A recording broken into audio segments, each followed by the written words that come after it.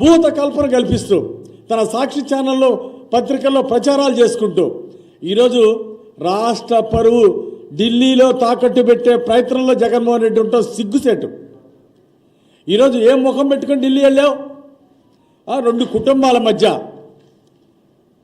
కుటుంబాల మధ్య జరిగినటువంటి వ్యక్తిగత గొడవలు, వైఎస్ఆర్ పార్టీ కాంగ్రెస్లో నీ పాలనలో వాళ్ళు ఉన్నటువంటి రౌడీలు, ఈరోజు రౌడీలు ఇద్దరు కొట్టుకొని వైఎస్ఆర్ పార్టీలో తిరిగినటువంటి వాళ్ళు గొడవ పడి హత్య చేసుకుంటే దాన్ని రాజకీయాలు చుట్టడం ఎంత సిగ్గుసేటు.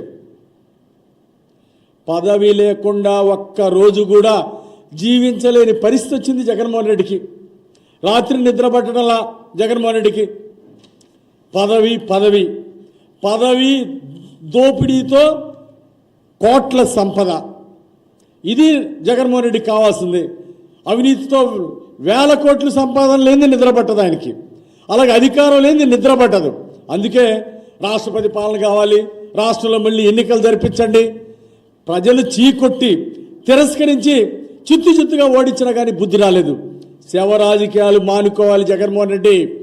గతంలో వైఎస్ఆర్ పార్టీ పాలనలో సంవత్సరం క్రితం మీ పాలనలో మీ ఎమ్మెల్యే సెటిల్మెంట్ చేయలేదా? బొల్లా బ్రహ్మనాయుడు ఇద్దరి మధ్య గొడవ జరిగింది, వాస్తవం కాదా? వాళ్ళు మీ ఇద్దరు వైఎస్ఆర్ పార్టీలో వాళ్ళు కొనసాగిన విషయం, వాళ్ళు మీ పార్టీలో ఉన్నప్పుడే గొడవ పడ్డ విషయం, ఇది వాస్తవం కదా అని అడుగుతున్నా జగన్మోహన్ రెడ్డిని.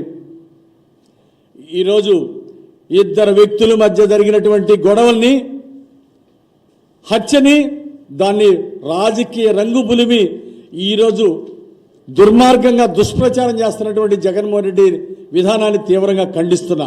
ఒక మాజీ ముఖ్యమంత్రి చేసిన ఆయన ఈ విధంగా దుష్ప్రచారం చేయడం సిగ్గుసేటు.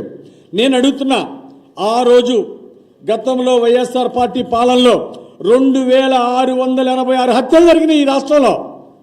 దానికి